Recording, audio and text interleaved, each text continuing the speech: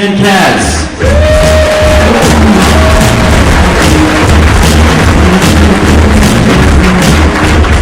Thank you very much. Let me ask you this. You guys, anybody here country music fans? Yeah,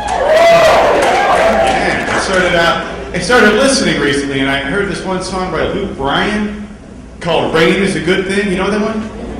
Okay. It goes like this. It goes, rain makes corn. Corn makes whiskey. And that is exactly how it sounds, by the way. It's a spot-on impersonation right there. But it was rain makes corn. Corn makes whiskey. Whiskey makes my baby feel a little frisky. Whiskey makes your baby feel a little frisky. You ever see a woman that's putting down a lot of whiskey? Because I wouldn't describe her as frisky. Banana daiquiri will make a woman frisky, okay? Whiskey will make you burn your house down in a jealous rage. It's just not good advice. There ought to be a disclaimer on that song. You know, caution, results may vary. Dramatically. A lot of songs like that. There's another one that goes, what is it, tequila makes her clothes fall out? Yeah, but usually it's at like a tailgate or in the ER. You know, not in the way you're thinking. So you get songs like Whiskey Makes Her Frisky, Tequila Makes Her Clothes Fall Off. I think I'm the only guy sitting back here going, you know, Red Bull would help her get the housework done. That may be the way to go. That'd be the song that I write. You know, I suppose if you did it in moderation in the right order, you could make a pretty nice day for yourself, you know. A little Red Bull in the morning, a shot of whiskey with dinner, and a tequila nightcap, that could work out to a nice evening. But you mess up the order, you're in for a firestorm, my friend. You do that backwards, you're going to come home to an angry, naked wife who's chasing you around the house with a vacuum cleaner. Not good. We're into October, finally. Yes, and yes, you can applaud the cooler months. And we have Halloween's coming up. You guys excited for Halloween? I love Halloween. I always did. And it's a lot safer now than when we were kids. You know, nowadays parents take their kids trick or treating. It's like a family event. When I was a kid, my parents never took us trick or treating. They would just give you advice like, you know, don't eat any apples. There's people putting razor blades in them. Yeah, but by all means, go on about your business. Just sound parenting there. But I never cared because, you know, as a kid on Halloween, I was always like, you know, I have no intention of eating an apple anytime soon. I got a 15-pound bag of candy here, Chief. I'm not sifting through it looking for fruit. I'm going to spend the next 2 weeks eating my weight in chocolate and freebase and pixie sticks.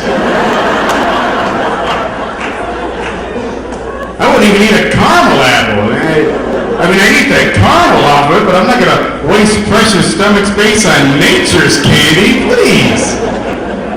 I mean, that has to go down in history as the most ill-conceived plot against children ever.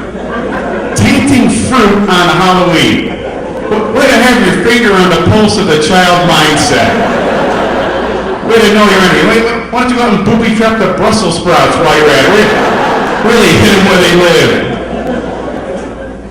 I always wondered why there was no other holiday ever got sabotaged in that manner. And I always wondered that, you know what I mean? Because you never heard anybody going, you know, hey, don't eat any Easter eggs. Putting razor blades in them. You know, or stay away from the groundhogs. Chuck full of razor blades.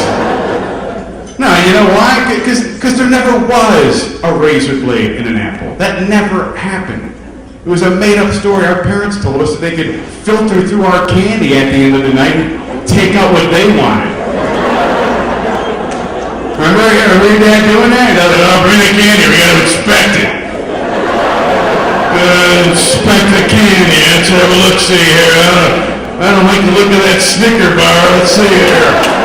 Yeah, it's got asbestos in it. No, you can't have that. No. Here, you can have the popcorn ball. Here's your popcorn ball. It's like full of syringe needles. I'm like, are you sure? Yeah, I don't like them. Every year I got three kids. I got 3 boys, and it's fun to watch them every year on Halloween. I got one son. Every year he dresses up as a NASCAR driver. When he was 3 years old, he got hooked on NASCAR. And I always said I'd support my kids in whatever they like to do. I just didn't think I was going to have to grow a mullet to do that. But he got hooked on NASCAR. And what was neat about it is NASCAR actually got my kid excited about reading. He was getting into kindergarten and still wasn't reading. And so I started getting him books on NASCAR and racing, and he started reading.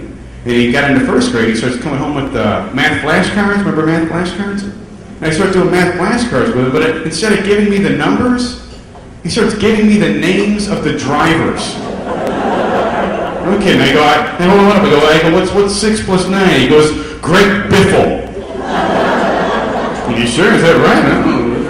I go, what's 6 plus 3? He goes, Casey Kane. I go, what's the square root of Casey Kane? He goes, Dale Earnhardt.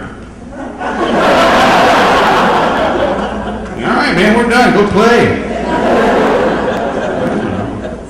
What he did, when he got into it, like I said, a few years ago, when he got into it, his favorite driver was Casey Kane, who at the time drove the number 9 Budweiser car. And which to me as a parent was a little embarrassing because I'd take my kid to grocery stores and there'd be like a big Budweiser display, and as soon as we get in, he'd go, Dad, look, Budweiser. I love Budweiser. I'd say that out loud. Everybody turn and look at the bad dad who apparently gives his kid Budweiser. And I have to explain to people why he likes Budweiser. After a while, I got sick of explaining it, so I just started playing into their assumptions, and I'd say things like Budweiser, boy, you will drink Pabst Blue Ribbon in my house and like it. But I get you with Budweiser, I'll take your cigarettes away for 2 weeks. Hey, thanks, folks. My name is Ken Cash.